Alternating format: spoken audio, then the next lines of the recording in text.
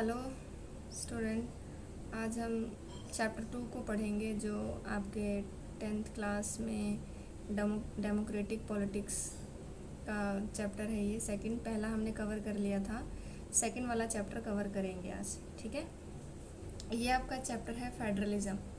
तो फेडरलिज़म का मतलब क्या होता है, सबसे पहले आपको ये पता होना चाहिए।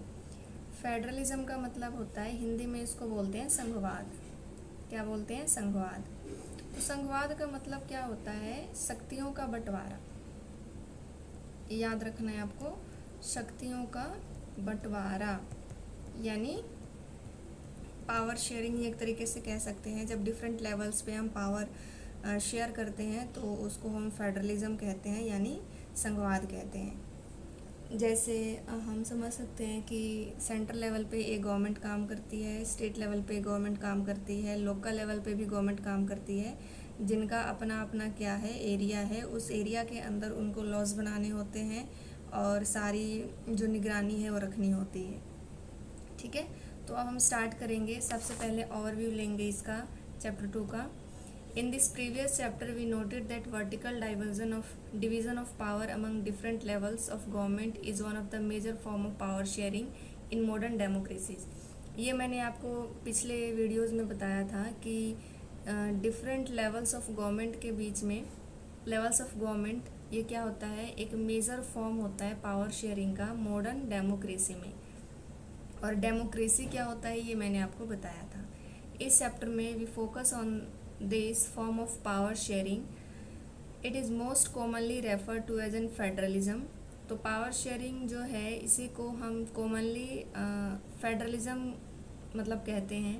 We begin by describing federalism in general terms. The rest of the chapter tries to understand the theory and practice of federalism in India.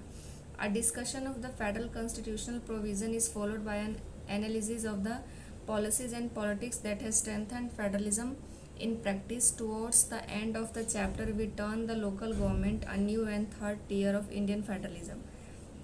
तो ये पूरा ओवरव्यू आपको यही दे रहा है कि जो फेडरलिज्म है इसमें पावर शेयरिंग ही होता है। जब अलग अलग हम लेवल्स पे पावर को शेयर करते हैं तो वही फेडरलिज्म होता है आपका। चैप्टर के लास्ट में हम क्या पढ़ेंगे, we turn to the local government. ठीक है, मैंने बताया था एक सेंटर होता है, ठीक है, सेंट्रल लेवल पे होता है, एक स्टेट लेवल पे होती है गवर्नमेंट, और लास्ट में हमारा एक लोकल लेवल होता है। इंडिया में लोकल लेवल ही बोलते हैं, लोकल गवर्नमेंट ही बोलते हैं, जिसे हम new and third tier of Indian federalism भी कहते हैं, तीसरा स्तर जो बोलते हैं। ठीक, तो ये ओवरव्यू ले लिया। अब हम पढ़ेंगे व्हाट इज़ फेडरलिज्म, यानी फेडरलिज्म है क्या, यानी संघवाद क्या है। ठीक है, फेडरलिज्म यानी संघवाद है क्या। Let us get back to the contrast between Belgium and Sri Lanka that we saw in the last chapter. Last यानी फर्स्ट चैप्टर में हमने पढ़ा था कि बेल्जियम और श्रीलंका में कैसा एथनिक कंपोजिशन था, गवर्नमेंट किस टाइप के थे। You will recall that one of the key changes made in the constitution of Belgium was to reduce the power of the central government and to give this powers to the regional government. तो क्या पढ़ा था हमने कि आप मतलब थोड़ा याद करना कि जो कॉन्स्टिट्यूशन है यानी जो संविधान है बेल्जियम का, उसने power of the central government यानी जो केंद्रीय सरकार है उसके पावर को क्या कर दिया था, रिड्यूस कर दिया था, यानी कम कर दिया था। और ये पावर्स उन्होंने किसको दे दिया, रीजनल गवर्नमेंट को दे दिया। यानी रीजनल गवर्नमेंट यानी जैसे हम कह सकते हैं जो हमारे स्टेट लेवल के गवर्नमेंट है, तो ऐसे ही वहाँ पे मतलब रीजनल उन्हीं को बोला जाता है।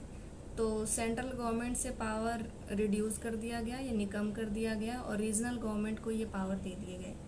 Regional government existed in Belgium even earlier, पहले एग्जिस्ट करता था ये बेल्जियम में। They had their roles and powers but all this powers were given to this government and could be withdrawn by the central government. The changes that took place in 1993 was that the regional government were given constitutional power that were no longer dependent on the central government. तो क्या हुआ 1993 में यानी 1993 में एक बदलाव आया, change लेके आया गया, जिसमें जो रीजनल गवर्नमेंट है वर गिवन कॉन्स्टिट्यूशनल पावर दिया गया उनको, और they were no longer dependent on the central government, और वो ज़्यादा समय तक सेंट्रल गवर्नमेंट के ऊपर डिपेंडेंट नहीं रहे। Thus Belgium shifted from a unitary to a federal form of government. तब क्या हुआ, जो बेल्जियम है वो यूनिटरी फॉर्म ऑफ गवर्नमेंट से फेडरल फॉर्म ऑफ गवर्नमेंट में शिफ्ट हुआ। तो यूनिटरी फॉर्म ऑफ गवर्नमेंट का मतलब क्या होता है, यूनिटरी। ये देखो जस्ट अपोजिट होता है फेडरल का। तो यूनिटरी में क्या होता है कि जो सारी पावर्स हैं वो एक ही लेवल्स, यानी मान लो सेंट्रल गवर्नमेंट है तो उसी के हाथ में सारी पावर क्या होंगी, एग्जिस्ट करेंगी। लेकिन फेडरल में हमने अभी पढ़ा कि जो पावर है वो क्या होते हैं, डिवाइड होते हैं डिफरेंट डिफरेंट लेवल्स पे। ठीक, तो Sri Lanka continues to be for all practical purposes a unitary system where the national government has all the powers. Tamil leaders want Sri Lanka to become a federal system. तो श्रीलंका में क्या है, श्रीलंका जो है वो प्रैक्टिकल पर्पस उनका था कि यूनिटरी सिस्टम, मतलब सेंट्रल गवर्नमेंट ही सारा, उनके हाथों में ही सारी पावर्स थी। तो वहाँ के जो तमिल्स थे उन्होंने क्या किया, वो ये चाहते थे श्रीलंका टू, मतलब श्रीलंका क्या हो, फेडरल, श्रीलंका में फेडरल सिस्टम को अपनाया जाए। Federalism is a system of government in which the power is divided between, देखो ये आपको अब डेफिनेशन मिलेगा। फेडरलिज्म क्या है, एक सिस्टम है जिसमें power is divided between a central authority and various constituent unit of the country. ये कंस्टिट्यूएंट यूनिट्स का मतलब क्या है, वही रीजनल एरियाज, यानी स्टेट कह सकते हैं, लोकल एरियाज कह सकते हैं, यानी राज्य स्तर पर और स्थानीय स्तर पर।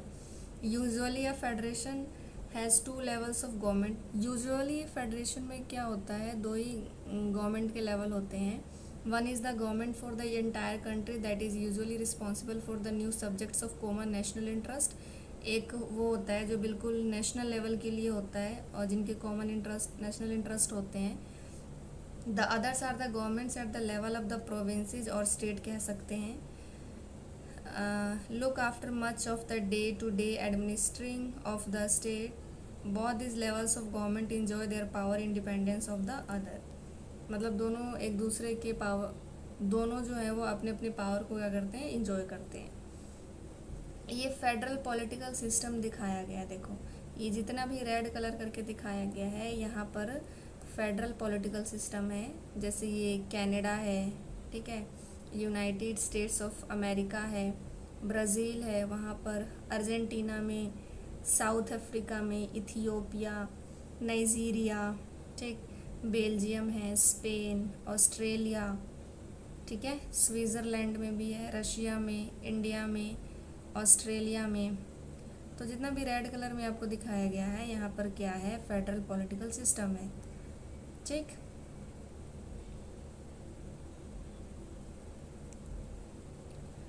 अब देखो, though only 25 of the world's 193 country have federal political system, their citizens make up 40% of the world's population, most of the large countries of the world are federation। Can you notice an exception of this rule is not? ठीक है, तो ये बताया गया है कि 193 countries में only 25 country हैं जहाँ पे फेडरेशन है। ठीक है, अब in this sense federation are contrasted with unitary government, यानी फेडरेशन को कंट्रास्ट करेंगे यूनिटरी गवर्नमेंट्स। ठीक, तो फेडरेशन हमें पता है कि पावर शेयरिंग होता है, और यूनिटरी में अभी मैंने बताया था कि सारी पावर्स जो होती हैं एक अथॉरिटी यानी एक सेंट्रल गवर्नमेंट के हाथों में होती है। Under the unitary system either there is only one level of government और the sub units are subordinate to the central government. तो देखो क्या कहा इसने कि यूनिटरी सिस्टम में या तो देर is only one level of government, या तो गवर्नमेंट का एक ही लेवल होता है, या फिर सब यूनिट्स या सबऑर्डिनेट होते हैं सेंट्रल गवर्नमेंट के। The central government can pass on order to the provincial और द लोकल गवर्नमेंट। सेंट्रल जो गवर्नमेंट है वो प्रोविंशियल और लोकल गवर्नमेंट को क्या करता है, ऑर्डर पास करता है। But in a federal system the central government can not order the state government to do something. तो सेंट्रल में यूनिटरी सिस्टम में क्या होता है, ये ऑर्डर पास करता है, पास कर सकता है प्रोविंशियल और लोकल गवर्नमेंट को, लेकिन फेडरल सिस्टम में ये नहीं होता। यहाँ पे सेंट्रल गवर्नमेंट जो है वो ऑर्डर स्टेट को नहीं दे सकता कुछ करने के लिए, to do something. State government has power of its own for which it is not answerable to central government. Both these governments are separately answerable to the people. तो दोनों जो गवर्नमेंट है वो अलग अलग तरीके से लोगों को आंसरेबल हैं, यानी जो सब्जेक्ट स्टेट के अंदर आते हैं वो उसके लिए आंसरेबल है पीपल को, और जो subjects unitary government central government के हाथों में है वो उनके लिए जवाबदेह हैं. Let us look at some of the key features of federalism. ये मोस्ट इम्पॉर्टेंट आपको याद रखना है, ये PYQ है, पूछा जाता है एग्ज़ाम में कि क्या क्या फीचर्स हैं फेडरलिज्म के. तो पहला है देयर आर 2 और मोर लेवल्स ऑफ गवर्नमेंट, यानी 2 लेवल्स भी हो सकते हैं और 2 से ज़्यादा भी हो सकते हैं, जैसे हमारे इंडिया में है 3rd लोकल गवर्नमेंट, वो तीसरा स्तर है. Different tiers of government govern the same citizens, but each tier has its own jurisdiction in specific matter of legislation, taxation and administration. तो डिफरेंट जो टीयर्स है उन सबका अपना अलग अलग ज्यूरिसडिक्शन है अलग अलग मैटर्स में, चाहे वो लेजिस्लेशन का मैटर हो, चाहे टैक्सेशन का हो या एडमिनिस्ट्रेशन का हो. थर्ड पॉइंट है the jurisdiction of the respective levels of tiers of government are specified in the constitution, so the existence of the authority of each tier of government is constitutionally guaranteed किया गया है उनको. Fourth is the fundamental province of the constitution cannot be unilaterally changed by one level of government. Such changes require the consent of both the levels of government. यानी ये बताया है कि जो मतलब प्रोविजंस है ना कॉन्स्टिट्यूशन के अंदर, तो कोई भी एक लेवल जो है उसको मतलब इतना इजीली तरीके से चेंज नहीं कर सकती. उसमें सेंटर और स्टेट दोनों की क्या होती है, दोनों का कंसेंट होना चाहिए, तभी हम उसमें कुछ चेंज कर सकते हैं. फिफ्थ पॉइंट क्या है, courts have the powers to interpret the constitution and the powers of different levels of government. The highest court act as an umpire if disputes arise between different levels of government in the exercise of their respective powers. तो courts के बारे में है कि भाई देखो, जैसे supreme court है वो बिल्कुल सबसे ऊपर है ना, हायर अथॉरिटी है ये. और उसके बाद स्टेट हाई कोर्ट है, वो स्टेट लेवल पे होते हैं, वो सभी स्टेट्स के अपने अपने हाई कोर्ट होते हैं जो उनका जो भी मतलब प्रॉब्लम है उनको रिजॉल्व करते हैं. सिक्स्थ पॉइंट है source of revenue for each level of government are clearly specified to ensure its financial autonomy. यानी रिवेन्यू के सोर्स को भी डिफाइन किया गया है अलग अलग लेवल पे, ठीक है. यानी सेंट्रल गवर्नमेंट को रिवेन्यू के कौन कौन से सोर्स हैं या स्टेट गवर्नमेंट को रिवेन्यू के कौन कौन से सोर्स हैं, ये भी पूरे अच्छे से डिफाइन किया जाता है. Seventh is the federal system this has dual objectives to safeguard and promote unity of the country while at the same time accommodate regional diversity. Therefore, 2 aspects are crucial for the institution and practice of federalism. Governments at different levels should agree to some rules of power sharing. They should also trust that each would abide by its part of the agreement. An ideal federal system has both aspects, mutual trust and agreement to live together. तो ये देखो साथ के साथ हमने पूरे अच्छे से इसके फीचर्स के बारे में हमने पढ़ा अभी, ठीक. ये आपको याद होना चाहिए.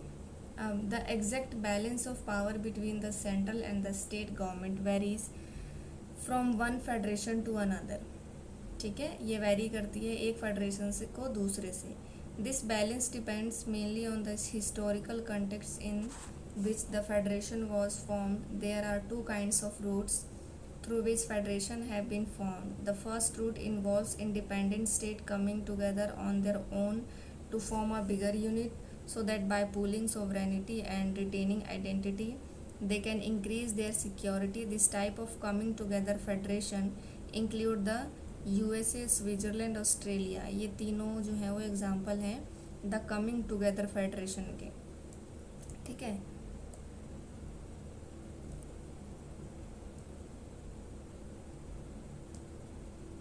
ठीक है, तो ये एग्जाम्पल है. In this first category of federations all the constituent state usually have equal power and are strong ठीक, the federal government. The second route is where a large country decide to divide its power between the constituent states and the national government, India, Spain and Belgium. मतलब first time में तो यह हुआ कि जैसे country independent हुई, उन्होंने साथ के साथ मतलब वो फेडरेशन अपनाया। दूसरा ये है कि जैसे बहुत बिग कंट्रीज जो हैं वो क्या करती हैं, सोचती हैं कि जैसे देखो, the second route is where a large country decides to divide its power, यानी वो डिसाइड करती है पावर को डिवाइड करने के लिए अलग अलग कंस्टिट्यूएंट में। ठीक, जैसे इसका एग्जांपल है India, Spain and Belgium are example of this kind of holding together federation. तो ये आप याद रखना, कमिंग टुगेदर फेडरेशन के एग्जांपल हैं यूएसए, स्विट्जरलैंड एंड ऑस्ट्रेलिया, और होल्डिंग टुगेदर फेडरेशन के एग्जांपल हैं इंडिया, स्पेन एंड बेल्जियम। ठीक, in the second category the central government tends to be more powerful. ठीक, मतलब हम कह सकते हैं कि फेडरेशन तो होता है, लेकिन फिर भी जो सेंट्रल गवर्नमेंट है वो मोर पावरफुल होता है। Very often different constituent units of federation have unequal power, some units are granted special powers. कुछ यूनिट्स को स्पेशल पावर्स भी दिए जाते हैं, ग्रांट किए जाते हैं। अब देखो, ज्यूरिसडिक्शन का मतलब क्या होता है। ज्यूरिसडिक्शन बार बार हम यूज़ कर रहे थे। The area over which someone has legal authority, the area में be defined in terms of geographical boundaries और in terms of certain kinds of subjects. ठीक है, तो ज्यूरिसडिक्शन का मतलब क्या है कि जैसे लीगली बाउंड है, जैसे मैंने बोला कि ये बाउंड्री है, यानी ये लीगली बाउंड है, इसमें कुछ सब्जेक्ट्स हैं, और तो ये स्टेट गवर्नमेंट के अंदर होगा या ये सेंट्रल गवर्नमेंट के अंदर होगा। तो जो सेंट्रल गवर्नमेंट के अंदर है वो सेंटर का ज्यूरिसडिक्शन हो गया, जो स्टेट गवर्नमेंट के अंदर है वो स्टेट का ज्यूरिसडिक्शन हो जाएगा। ठीक है, तो ज्यूरिसडिक्शन यानी क्षेत्र बोलते हैं हिंदी में। ठीक है, कि ये एरिया यानी ये क्षेत्र किसके हाथों में है। अब हम इंडिया के बारे में पढ़ेंगे कि what makes India federal country. India को फेडरल कंट्री मतलब क्या बनाती है, हम मतलब क्यों कहते हैं कि इंडिया एक फेडरल कंट्री है, यहाँ पे फेडरेशन है या संघवाद है यहाँ पे। तो स्टार्ट करते हैं। We have earlier seen how small countries like Belgium and Sri Lanka face so many problems of managing diversity. तो हमने पढ़ा था अभी कि जो श्रीलंका में और बेल्जियम में बहुत प्रॉब्लम फेस करना पड़ा था। ठीक है, क्योंकि क्या है, वहाँ पे डाइवर्सिटी है। डाइवर्सिटी यानी विविधता है। विविधता में हम कह सकते हैं या तो लैंग्वेज डिफरेंट हो, ठीक है, या उनका कल्चर डिफरेंट हो, विविधता। ठीक, तो क्योंकि वहाँ पे क्या है, डाइवर्सिटी है। What about a vast country like India with so many languages. तो इंडिया में आपको पता ही है कि बहुत सारी लैंग्वेजेस हैं, रिलीजन्स हैं, रीजन्स हैं। What are the power sharing arrangement in the our country. Let us begin with the constitution. अब हम शुरू करते हैं कॉन्स्टिट्यूशन के साथ। India had emerged as an independent nation after a painful and bloody partition. आपको पता ही होगा कि इंडिया का जब बंटवारा हुआ था, यानी इंडिया जब इंडिपेंडेंट हुआ तो बहुत ही पेनफुल तरीके से उसका डिवीज़न हुआ था। Soon after independence several princely states become a part of the country. तो इंडिपेंडेंस के बाद तुरंत ही कुछ प्रिंसली जो स्टेट्स थे वो इंडिया का पार्ट बन जाते हैं। The constitution declared India as a union of states. तो कॉन्स्टिट्यूशन ने इंडिया को क्या डिक्लेयर किया है, union of states. Union of states यानी राज्यों का संघ डिक्लेयर किया गया है। ठीक है, क्या किया है, राज्यों का संघ, यानी स्टेट्स अलग नहीं हो सकते भाई यूनियन से। Although it did not use the word federation, और कॉन्स्टिट्यूशन में फेडरेशन वर्ड यूज नहीं है। ठीक है, the Indian union is based on the principle of federalism. लेकिन इसके प्रिंसिपल फेडरलिज्म पे बेस्ड हैं, लेकिन फेडरेशन वर्ड यूज नहीं किया गया है। Let us go back to the 7 feature of the federalism mention in above. 7 हमने फीचर पढ़े थे और उन 7 को हम इंडिया पे अप्लाई करके देखेंगे। ठीक है, we can see that all this features apply to the province of the Indian constitution. The constitution originally provided for 2-tier system of government. Originally बताया था मैंने कि 2 टियर सिस्टम प्रोवाइड करती है। द यूनियन गवर्नमेंट और what we call the central government, union government को हम central government बोलते हैं, representing the union of India and the state government. ठीक, later a third tier of federalism was added, third tier को add किया गया, is the form of panchayat and municipalities. तो third form of government को हमने पंचायत और म्यूनिसपैलिटीज़ के form में क्या मतलब फॉर्म किया, पंचायत, और इसको नगर पालिका बोलते हैं, नगर निगम। As in any federation this different tiers enjoy separate jurisdiction. तो यानी ये जो अलग अलग हैं ये तीनों ही अपने इनके डिफरेंट डिफरेंट जुरिस्डिक्शन है। The constitution clearly provided a three-fold distribution of legislative powers between the union government, state government, thus it contains 3 list। पहला है यूनियन लिस्ट, दूसरा है state list and third is concurrent list.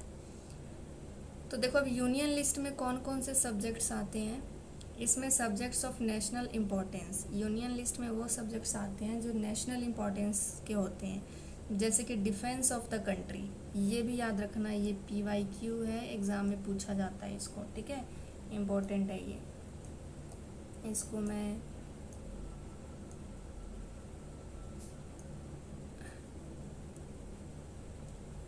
ठीक है। पहला है defence of the country, foreign affairs, banking, communication and the currency, ठीक है। तो ये सारी चीज़ें आती हैं, defence of the country, foreign affairs, ये सारी आती हैं यूनियन लिस्ट के अंदर। They are included in this list because we need a uniform policy on this matters throughout the country. The union government alone can make laws relating to the subjects mention in the list. और ये जितने भी list हैं इस पे only union government ही क्या कर सकती है, लॉज बना सकती है, can make laws, alone can make laws, ठीक है। तो यूनियन लिस्ट में जो भी सब्जेक्ट्स हैं उन पे जो सेंट्रल गवर्नमेंट है, यूनियन गवर्नमेंट है, वही लॉज बना सकती है। फिर आती है स्टेट लिस्ट की बारी। स्टेट लिस्ट में जो स्टेट के लिए और लोकल इम्पोर्टेंस के सब्जेक्ट्स होते हैं उनको रखा जाता है, जैसे पुलिस, ये स्टेट के अंदर आता है, trade, commerce, agriculture and irrigation. तो ये सारी चीज़ें किस में आती हैं, सिंचाई, कृषि, ठीक है, ये सब आते हैं स्टेट लिस्ट के अंदर। और इसमें only state alone can make laws, state laws बना सकते हैं relating to the subjects mention in the list, ठीक है। यानी राज्य सूची में ये सब्जेक्ट्स हैं, इनको बना सकती है, ये केंद्र सूची है। फिर कंकरेंट लिस्ट में आते हैं, ये include subjects of common interest to both the union government as well as the state government. इसमें वो सब्जेक्ट्स होते हैं जो सेंट्रल यूनियन इंटरेस्ट के भी होते हैं और स्टेट गवर्नमेंट के इंटरेस्ट के भी होते हैं, like as education, forest, trade unions, marriages, adoption and succession. Both the union as well as the state government can make laws. और ये यूनियन लिस्ट में सेंटर यानी यूनियन और स्टेट दोनों लॉज बना सकते हैं, ठीक है। अब मान लो जैसे एजुकेशन है, ठीक है, ये इस पे बना सकते हैं दोनों लॉज, लेकिन मान लो एजुकेशन पे सेंटर ने भी लॉज बनाया और स्टेट ने भी लॉज बनाया और दोनों में हो जाएगा क्या, मतलब मतभेद हो जाए दोनों में, तो किसकी बात को माना जाएगा, तो इस समय यूनियन गवर्नमेंट की बात मानी जाती है, ठीक है। देखो इसमें पढ़ोगे भी आगे, made by the union government will prevail, जो लॉज यूनियन गवर्नमेंट बनाएगी उसी को प्रिवेल किया जाएगा, उसी को माना जाएगा,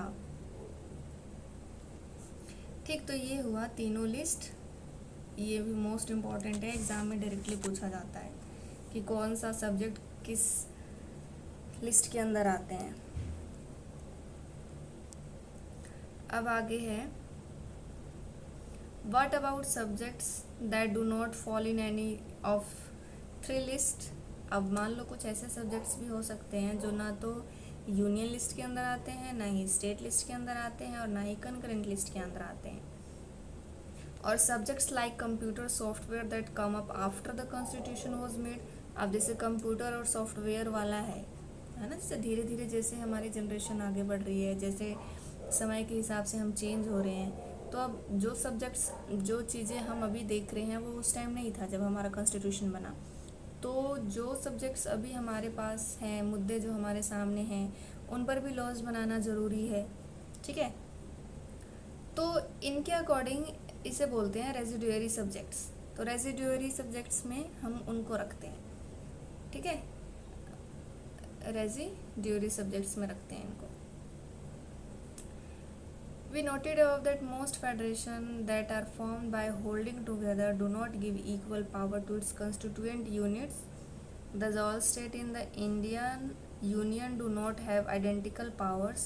Some states enjoy a special status. States such as Assam, Nagaland, Arunachal Pradesh, and Mizoram enjoy special power under certain provision of the Constitution of India, Article 371। ठीक है, यानी 371 के तहत जो हमारे इंडिया में असम, नागालैंड, अरुणाचल प्रदेश एंड मिज़ोरम, कितने स्टेट हो गए, 1 2 3 4 स्टेट जो हैं वो स्पेशल प्रोविज़न, स्पेशल पावर को क्या करते हैं, इंजॉय करते हैं आर्टिकल 371 के तहत। Due to their peculiar social and historical circumstances, the special power are specially enjoyed in relation to the protection of land rights of indigenous people. ठीक है, इंडिजीनियस पीपल यानी जो वहाँ के लोग हैं, their culture and also preferential employment in government services. Indians who are not permanent resident of this state cannot buy land और house here. यानी वो इंडियन जो वहाँ के परमानेंट सिटीज़न नहीं हैं, तो वहाँ पे क्या कर सकते हैं, ये ऑफ द स्टेट ये लैंड और हाउस वहाँ पे बाय नहीं कर सकते, खरीद नहीं सकते। Similar special provision exist for some other state of India as well. कुछ अलग प्रोविजंस भी एग्जिस्ट करती हैं दूसरे स्टेट्स में भी। ठीक, ये भी याद रखना, मतलब 371 आर्टिकल के तहत कौन कौन से स्टेट्स हैं जो स्पेशल प्रोविज़न फॉलो करते हैं। There are some units of the Indian Union which enjoy very little power. These are areas which are too small to become an independent state, but which could not be merged with any of the existing state. These areas like Chhattisgarh, Lakshadweep, or the capital city of Delhi are called union territories. हाँ, चंडीगढ़, लक्षद्वीप और ये दिल्ली, और इनको क्या बोलते, ये capital वो है मतलब यूनियन टेरिटरीज़ हैं हमारी। हिंदी में इसको बोलते हैं केंद्र शासित प्रदेश। This territories do not have the powers of state. तो ये जो टेरिटरीज़ हैं, ये जो क्षेत्र हैं, इनके पास स्टेट का पावर नहीं है। The central government has special power in running this areas. तो इस एरिया को रन करने के लिए किसके पास पावर है, सेंट्रल गवर्नमेंट के पास स्पेशल पावर है। This sharing of power between the union government and the state government is basic to the structure of the constitution. It is not easy to make changes to this power sharing arrangement. The parliament cannot on its own changes this arrangement. Any change to it has to be first passed by both house of parliament with at least 2/3 majority. यानी अगर इन powers में कुछ changes करने हैं तो हमें दोनों house, both house यानी लोकसभा और राज्यसभा, दोनों हाउसेस से क्या होने चाहिए, पास होने चाहिए। और वो भी मतलब सिंपल मेजॉरिटी से नहीं, 2/3 मेजॉरिटी से। ठीक है, इसको हम स्पेशल मेजॉरिटी भी बोलते हैं। इससे पास होना चाहिए। Then it has to be ratified by legislature of at least half of the total states. 2/3 के साथ साथ हाफ स्टेट्स की भी मेजॉरिटी चाहिए। देखो, at least half of the total states, मतलब जितने भी स्टेट्स हैं उनका हाफ भी रेटिफाइड होना चाहिए। The judiciary plays an important role in overseeing the implementation of constitutional provisions and procedures in case of any dispute about the division of power. The High Courts and the Supreme Courts make a decision.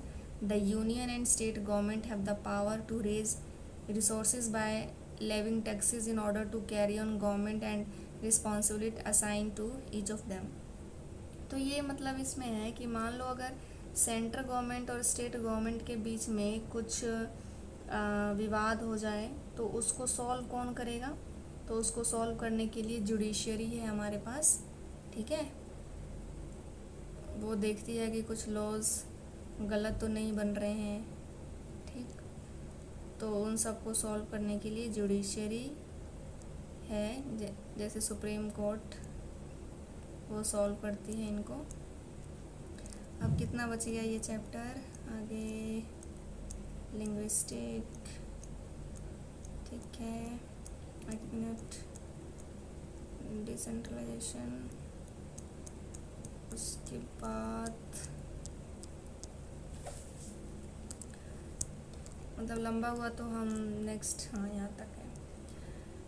तो ठीक है बच्चों, इसको हम next part में complete करेंगे क्योंकि आगे अभी काफ़ी चीज़ है इसमें जिसको हम अच्छे से समझेंगे, और जितना भी पढ़ाया है इसको अभी अच्छे से अपने आप रीड करना है, जो अंडरलाइन मैंने किया है उसको देखना है और वीडियोस को सुनना है सही से, अपने आप आपको समझ में आएगा, ठीक है। तो आज ये टॉपिक हमारा यहीं ख़त्म होता है, ठीक, यहाँ तक, ठीक है। नेक्स्ट आगे हम पार्ट 2 में कवर करेंगे इसका।